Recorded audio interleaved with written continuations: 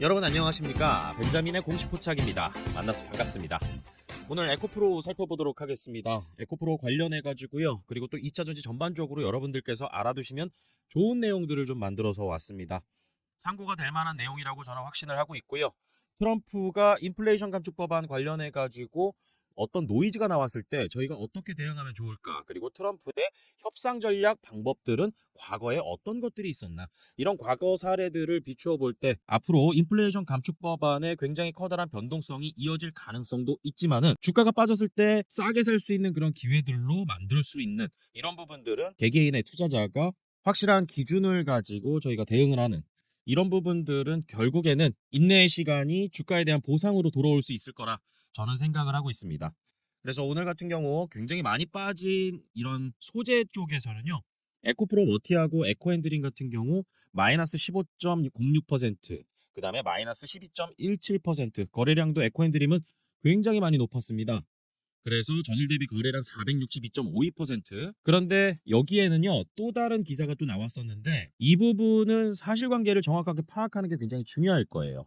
그래서 에코프로 같은 경우는 에코프로 머티라는 전구체 기업, 이 전구체 기업 그리고 이 전구체를 만들 때 가장 원가 비중이 많이 들어가는 니켈인데 여기에 중국 자본이 들어가 있다, 중국 자본이 묻어 있다라고 하면은 여기에 제재가 가해질 수 있다라는 우려감, 이런 부분들이 굉장히 좀 크게 작용했던 것 같거든요. 그래서 이런 내용들도 저희가 그냥 기사 내용만 보고서 판단해서는 굉장히 잘못된 판단을 할 수 있는 가능성, 이번에 대선 결과에서도 여러분들께서 보셨잖아요. 미국 같은 경우는 대선에 대한 여론조사하는 거 이런 부분들에 오류가 좀 많이 있었습니다. 그런데 또 대부분의 언론사들, 우리나라 같은 경우는 보수 성향이 굉장히 짙은데 미국 같은 경우는 민주당 진보적인 성향이 굉장히 많이 짙은 그런 언론사들이 주류를 이루고 있습니다. 그렇기 때문에 언론 보도에 너무 현혹되지 않는다라는 거, 이런 부분들은 저희가 확실한 기준을 가지고 있어야지 여기에서 투자 기회로 만들 수 있다라는 거, 이 부분을 기억하면서 하나하나씩 짚어보도록 하겠습니다. 하나하나씩 짚어보도록 하겠습니다. 우선은 에코프로, 최근 주가 하락에 있어서 어떤 매도 세력이 가장 크게 작용했느냐, 굉장히 의외로 개인이었습니다. 하락장에서. 그래서 개인 같은 경우는 에코프로를 지금 마이너스 60만 주 정도 순매도했습니다 오늘. 그런데 오늘 외국인은 54만 7천 주, 그리고 기관은 9만 5천 주, 그리고 최근 들어서 주가 하락했을 때 대부분 기관은 계속 지금 매수해 나가고 있는 과정이고요. 그 다음에 개인 같은 경우는 지금 계속 순매도를 하면서 주가 하락에 영향을 줬던 매매 주체였습니다. 그래서 지금 이 프로그램도 들어오고 기관도 들어오고 외국인도 들어오는 반면에 개인은 계속 순매도가 이어졌었다. 그리고 여기에는 트럼프가 당선되고 난 다음에 여기에 대한 우려가 굉장히 커다랗게 개인들은 자리 잡고 있다는 것을 보여주는 대목이라고 보고 있고요. 그 다음에 기관 같은 경우, 외국인 같은 경우, 좀 외국인은 좀 둘째 치더라도요, 기관은 이렇게 싸게 됐을 때, 주가가 많이 빠졌을 때 저평가됐네, 그리고 많이 싸졌네, 그러면서 바텀업 방식으로 기업의 이 밸류만 보고 들어오는 경우도 있습니다. 그리고 에코프로 같은 경우는 자회사 중에 제가 나중에 마지막에도 말씀드리겠지만 공시 보면서 에코프로가 가지고 있는 기업적 가치가 높아질 수 있는 그런 자회사, 에코프로 이노베이션, 에코프로 CNG, 이런 부분들을 좀 중점적으로 기관도 체크하고 있을 것이다 라고 저는 보고 있습니다. 자, 여기에 따라서 이 정부가 전기차 보조금 폐지 관련돼서 IRA 관련해서 확정되지 않은 사안이라는 부분, 자, 여기에 따라서 개인 매도세가 왜 이렇게 언론 보도에 휘둘리느냐, 이런 부분들로 봤을 때는 로이터 보도가 좀 굉장히 크게 있었고요. 그 다음에 국내 언론사들이 앞다투어 보도했던 내용들, 인플레이션 감축 법안의 폐지 관련된 내용이죠. 여기에 상당히 오류가 보이는 부분들이 많습니다. 우선은 소비자 대상 세액공제를 의미했던 거고, 실질적으로 기업이 전기차 판매가 많아야 되는 거는 맞지만은 거기에 따라서 벌어들이는 돈이 줄어들 가능성도, 세액공제가 축소되면은 그럴 가능성이 있지만은 실질적으로 배터리를 생산하면서 첨단 제조 세액공제죠, AMPC라고 합니다. 생산하면서 거기에 대한 세액공제 혜택을 제조업체도 받아요. 그런데 이런 부분들이 줄어들게 되면은 굉장히 이 영업이익의 악화가 되는 그런 현상이 벌어질 수 있다라는 거. 그런데 정부 측에서는 확정되지 않은 사안이라고 밝혔습니다. 그래서 여러분들께서 지금 이런 보도 자료가 나오고 난 다음에 이렇게 빠졌을 때, 이럴 때는 당연히 불안감, 이 공포감, 이런 부분들을 저희가 생각해 볼 수는 있겠지만은요. 투자 원칙을 어느 정도 정해 놓고 들어간다라고 하면은 이렇게 빠졌을 때는 우리가 추가 매수 기회로 삼아 볼 수도 있습니다. 그런데 이런 것들은 뭐 개개인의 전략마다 그리고 투자 기간마다 다르겠지만은 항상 저는 이럴 때가 투자 기회가 될 때가 많았다라고 생각을 하고 있습니다. 자, 그러면은 저희가 앞으로 확정되지 않은 상황이지만 트럼프가 당선되기 전부터도 굉장히 압박의 수위가 높았던 인플레이션 감축 법안 여기 관련해 가지고 나중에 협상하는 상황이 벌어질 거라고 저는 예상은 하고 있습니다. 그런데 저희가 바라볼 부분 트럼프가 협상하는 주요 특징이 무엇인가 이 부분이 저는 굉장히 중요하다고 보는데요. 이 트럼프가 협상할 때 몇 가지 특징이 있습니다. 처음에는요, 초기에 강한 압박을 합니다. 그래서 관세부과 관련해서 이 부분도 굉장히 얘기가 많았죠. 바이든 정부도 있었지만은 트럼프 같은 경우는 관세 부과를 좀 세게 하겠다. 특히나 중국 기업에 대해서, 중국에 대해서, 그리고 수출입 규제, 고율 관세, 정책의 변경, 이 인플레이션 감축 법안이죠. 이런 위협으로부터 초기부터 상대를 계속 압박하는 방법. 그런데 이 압박을 하는 이유가 이를 통해서 상대방에게 불리한 경제적 사업적 압력을 가하면서 협상을 유리하게 이끌어가려고 하는 방식입니다. 트럼프가 주로 하던 방식이었었어요. 그리고 특징이었고요. 이렇게 하면서 양보를 유도하는 겁니다. 공격적인 태도를 취하면서 상대방의 양보를 유도하는 거죠. 세게 나가면서. 그리고 상대 국가가 기업이 먼저 움직이도록 그리고 먼저 다가오도록 이렇게 한다라는 것이죠. 이런 부분들은 트럼프 1기 때 중국과의 무역 마찰에서도 있었습니다. 그래서 제재가 본격화하기 전에 상대가 협상 조건을 제시하게끔 유도한다. 그래서 국내 기업도 어떤 협상 조건들을 좀 내세울 수 있는지, 정부가 어떻게 여기에 대응할 수 있는지 이런 부분들도 좀 알아봐야 될 텐데 우선은 이 특징이 이렇다라는 겁니다.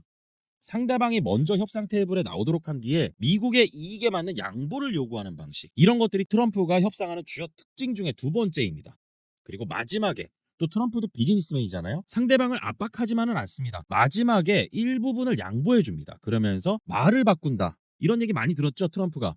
말 자주 바꾼다. 트럼프 협상하는 방식 자체가 처음에는 압박하고 굉장히 그렇게 될 것처럼 시장이 요동치게 만들어서 상대방을 압박하면서 마지막엔 일부 양보하고 우리는 좋은 관계를 다시 유지하게 됐다. 우리는 서로 양보하고 서로 간의 이익을 좋은 방향으로 이끌어냈다라고 하면서 마지막에 일부 양보해 줍니다. 이러면서 완화가 되는 스토리.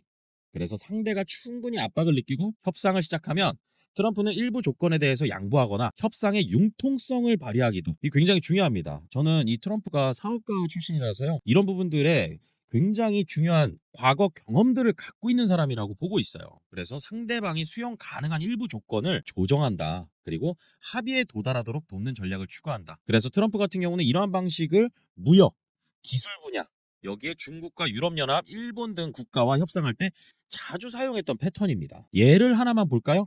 트럼프 1기 때도 그렇고 여러 가지 대표적 사례들이 있었는데 이 부분을 오늘 말씀드려보고 싶습니다. 중국과의 무역 갈등, 트럼프 1기 무역 전쟁의 시작. 뉴스에서도 많이 나왔죠. 트럼프 같은 경우는 엄포, 위기 조성, 협상 실리, 전형적인 거래 기술. 이 거래 기술이라는 단어 있잖아요. 이게 트럼프가 2004년도인가요? 그때 썼던 책의 제목입니다. 저도 과거에 상당히 흥미롭게 봤던 책으로 기억을 하고 있는데요. 이 중국과의 이 사례에 있어서 이런 거래 기술, 협상의 기술, 이 협상에 대한 내용들이 좀 나와 있어요. 그래서 2018년도 여기에는 미국이 대중국 무역 적자 관련해서 다시 말해서 지금 트럼프 같은 경우는 우리나라에서 돈 벌어가는 국가, 돈 벌어가는 기업들 너네들도 내놓을 건 내놔. 왜 우리나라에서 물건만 팔고 돈 벌어가면서 우리나라 제품은 수입을 잘 안 해? 라고 하면서 압박을 하는 거죠. 그래서 중국의 불공정 무역 관행을 이유로 본격적인 압박을 굉장히 강하게 시작해요. 그리고 관세부가 미국은 2,500달러 규모의 중국산 제품의 고율 관세 최대 25%, 지금은 더 2차 전지 관련돼서는 더 세게 얘기했습니다. 그래서 이렇게 부과하면서 무역 전쟁을 본격화합니다. 여기에 대한 중국의 대응, 중국도 미국산 제품에 보복 관세를 부과하면서 양국 간의 갈등이 굉장히 격화됐었어요. 이때 당시에. 그런데 2020년 이게 시간이 좀 흘렀죠. 2018년도부터 시작됐는데 그래서 2020년 1월 양국은 무역 전쟁 완화를 위한 1단계 무역 합의에 도달합니다. 트럼프가 엄포를 놓고 위기 조성하고 실질적으로 액션도 취하고 그 다음에 중국한테 압박의 수위를 높여서 협상 테이블로 끌어내고 그 다음에 중국은 미국산 농산물과 에너지 제품을 더 많이 구매하기로 약속했고 미국은 일부 관세를 철회했다.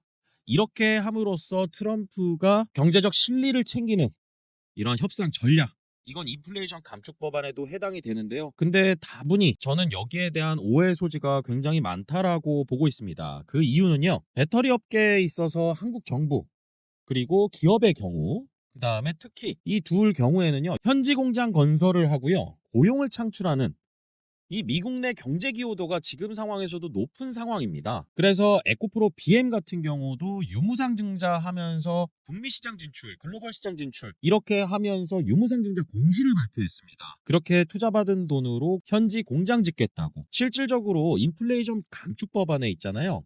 양극재 같은 경우는 현지 생산이나 이런 부분들이 해당이 안 됐었어요. 최초 발표 때는 최종 배터리를 조립하는 그 과정 이런 것들이 미국 내 현지 공장에 있으면은 그런 것들은 괜찮습니다. 대표적으로. 그래서 LG 엔솔이나 삼성 SDI 그리고 SK온 이런 기업들이 현지화 공장하는 거에 굉장히 민감하게 영향을 받을 수밖에 없던 상황이었었고요.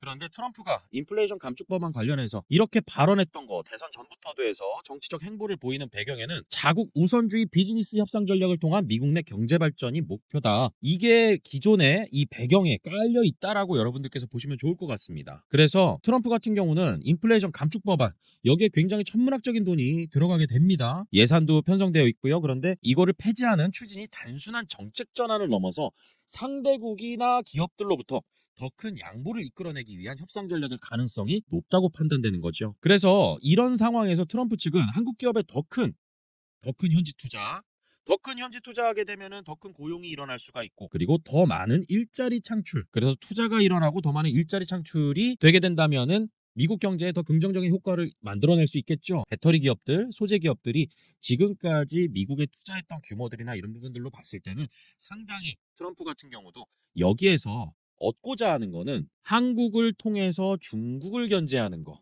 저는 이 부분이 굉장히 크다라고 봅니다. 우리나라는 자원 부족국입니다. 배터리를 만들려고 해도 리튬도 필요하죠. 그 다음에 니켈도 필요하죠.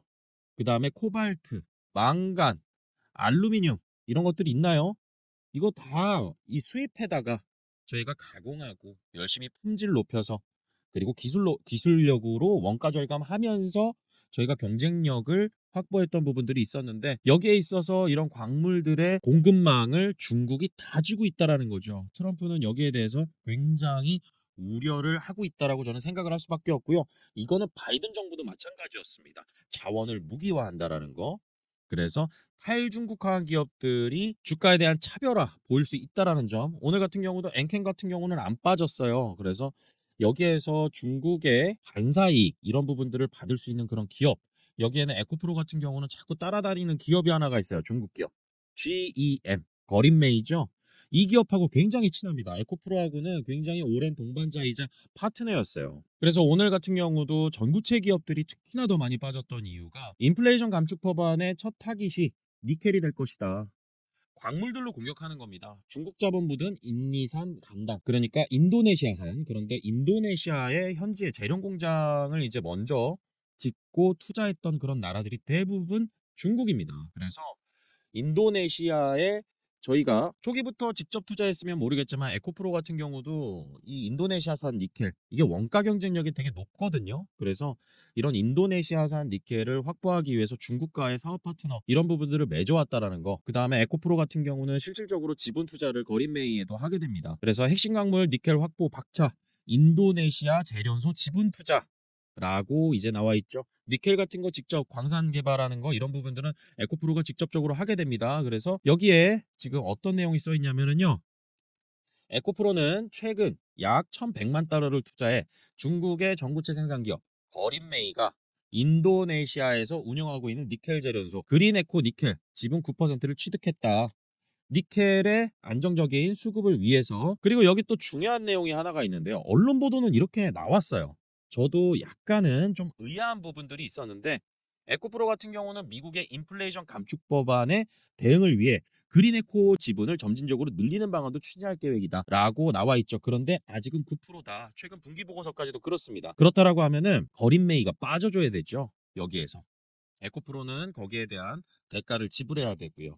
그래서 여기에 대한 기준을 바이든 정부 측에서 예전에 FEOC 세부 규정 나왔을 때 해외 우려단체 기준 나왔을 때 25% 이하 그러니까 중국 자본들 해외 우려단체 기업에서 중국 정부의 통제를 받고 있는 중국 기업과의 합작 법인이 있었을 때는 25%이 정도 수준의 이하를 상대방이 가지고 있어야 된다. 그러니까 만약에 7대 3이다. 그래서 한국 기업이 7이고 그다음에 중국 기업이 3이다라고 하면은 이거는 인플레이션 감축 법안의 FEOC 세부 규정에 해당이 안 되는 겁니다. 그런데 25%로 이제 변경이 돼서 나온 거죠. 이게 최초로 12월 달 23년도 12월 1일인가 그때 나왔었고요.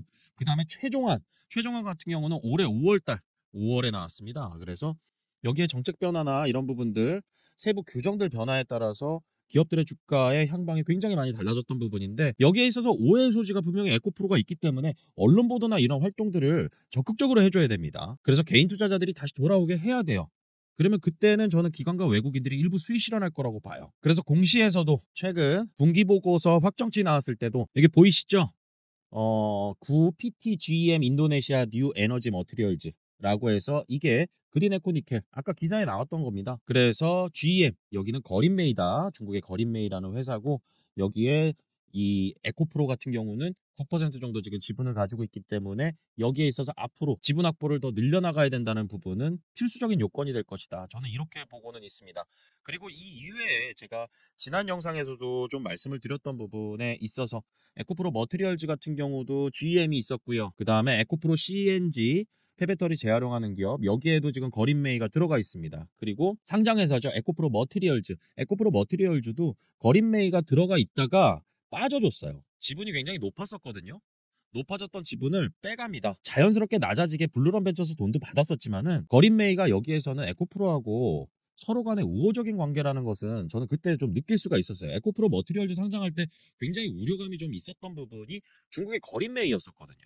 인플레이션 감축 법안에 FEOC 세부 규정 같은 경우들을 봤을 때는 이거 거린메이 같은 경우는 지분이 낮아져야 되는 게 맞았었는데 이런 것들을 해줬습니다. 그래서 저는 우호적인 관계로 에코프로와 관계를 이어가면서 여기서 방법을 찾아내고 그 다음에 언론 보도도 나올 것이다. 저는 이렇게 보고 있어요. 그리고 제가 에코프로 관련해서는 이 공시 주목해서 보시라고 말씀을 드렸었죠. 지난 영상에서도 확인해 보시면은 좀 더 참고가 되실 수 있다라고 생각하는데요. 교환사채 발행했던 거 이런 부분들은 항상 저희가 관심을 갖고 봐야 됩니다. 왜냐하면은 이렇게 교환사채 발행했을 때 사채를 발행하면서 여러 조건들을 정합니다. 조건. 이자율부터 해서요. 풋옵션 조건, 콜옵션 조건, 그 다음에 교환가액을 얼마로 할 건지, 그 다음에 여기에 있어서 여러 세부적인 조건들을 정하는 데 있어서 협상 테이블에 누가 앉아 있을까요? 협상 테이블에. 여기에 투자자들이 들어가 있는 겁니다. 투자자들은 이제 기관 투자자들이었고 그 다음에 교환 가격이 92,200원이에요. 교환사채 에코프로가 과거에 발행했을 때는 항상 에코프로 BM의 주식을 담보로 했다라 그랬죠. 그러면은 교환사채의 교환의 대상은 에코프로 BM이기 때문에 여기에 투자하는 투자자들 같은 경우는 어디 회사 주가가 올라가야 되느냐? 에코프로 BM입니다. 에코프로 BM의 주가가 올라가야 됐기 때문에 당시에 에코프로의 교환사채의 공시가 나왔을 때는 에코프로 BM의 주식을 관심 있게 봐야 되는 거예요. 왜냐하면 투자자들은 이자 바라보고 들어오는 게 아닙니다. 지금 에코프로 같은 경우도 표면이자 0%예요. 그래서 이 표면이자 0%라는 것은 채권이면서도 이자도 안 받아가면서 교환할 수 있는 교환 청구권만 옵션으로 가지고 있습니다. 그렇게 된다라고 하면은 여기에 교환 대상이 무엇일까라고 하면은 에코프로의 김영식 보통 주식이에요. 다시 말해서 에코프로 주가가 상승하는데 목적을 두고 투자자가 돈을 투입했다라는 거죠. 그리고 교환 청구일이 언제죠? 24년도 11월 24일, 올해 24월 24일입니다. 11월 24일 이번 달. 그래서 이때 이후에 전후로 회사에서 뭔가 보여줘야 되는 게 있다라는 거 저는 패턴적으로 말씀을 드리는 거고요. 이게 나올지 안 나올지는 100% 장담은 할 수 없습니다. 하지만 일반적인 패턴에 있어서 이날 전후로 해서 뭔가 이슈가 튀어나올 수도 있겠다. 에코프로만의 기업만의 그리고 그 중에 자회사 중에서 에코프로 CNG나 에코프로 이노베이션 관련해서 나올 가능성이 굉장히 높다라고 계속 강조드려 왔습니다. 이런 부분들 여러분들께서 영상에서도 확인하실 수가 있지만은 텔레그램 채널에서도 좀 더 발빠르게 여러분들께서 확인하실 수가 있어요. 그래서 여기에 내용들이 굉장히 많이 올라오게 됩니다. 그리고 시장 관련해서 그리고 종목 관련해서 그리고 올려드리는 종목들의 새로운 재료들이 나오게 된다라고 하면 그리고 정보들이 올라오게 된다라고 하면 여기에 대해서 계속 업데이트를 해드리고 있어요. 그래서 투자의 판단에 도움이 될 수 있는 그런 정보들을 계속 지속적으로 올려드리고 있는데요. 이 방은 텔레그램 채널입니다. 무료로 운영되고 있어요. 그렇기 때문에 여러분들께 참여 방법 간단하게 말씀드릴 텐데요. 여러분들께서 제 영상 보시면은 영상 하단에 이 더보기 버튼이 있습니다. 이 더보기 버튼에 입장 링크 있어요. 입장 링크 클릭하시면은 이렇게 뜹니다. 입장 링크로 입장 요청 가능하니까요. 여기서 데스크탑 열기 누르시면 됩니다. 그러면 이렇게 뜰 거예요. 그래서 여기에 이렇게 내용들 계속 오늘도 올라오고 있고요. 그다음에 주요 정보들 투자 판단함에 있어서 좋은 정보들 올려드리고 있으니까요. 앞으로 저 벤자민과 주식하는 사람들과 정보 공유 잘하셔서요. 좋은 투자 수익 기회도 잘 만들어 가시길 바라겠습니다. 오늘 영상 마치겠습니다. 구독과 좋아요는 큰 힘이 됩니다. 벤자민이었습니다.